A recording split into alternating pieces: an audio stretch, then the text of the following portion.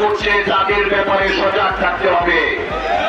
আপনারা ফেসবুকের মাধ্যমে, ইলেকট্রনিক মিডিয়ার মাধ্যমে, প্রিন্ট মিডিয়ার মাধ্যমে দেখতে পান সারা বাংলাদেশে একটা অংশ তারা এই ইলেকশনকে বানচাল করার জন্য সর্বোচ্চ চেষ্টা করছে। শান্তিপূর্ণ সবাই যার যার